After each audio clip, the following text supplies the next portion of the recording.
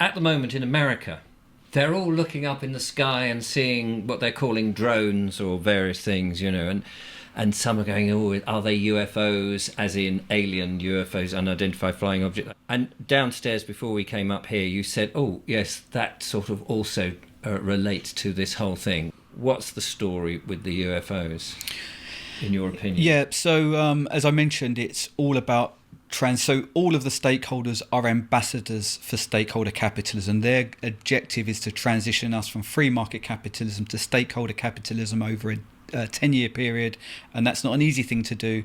So they've got several crises. During my research into the World Economic Forum, they produced a lot of content about aliens, and everything the World Economic Forum produce has some form of relationship to our transition to stakeholder capitalism under the Great Reset Plan.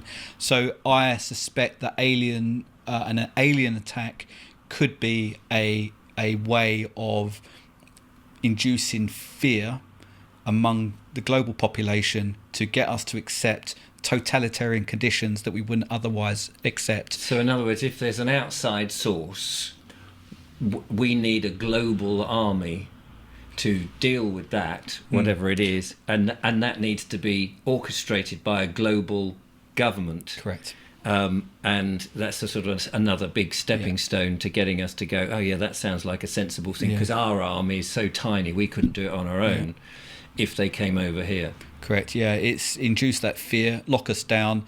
Okay, we can solve this problem, but it will require removing some of your freedoms. It's the standard technique, and it will require a global response with a global government. They've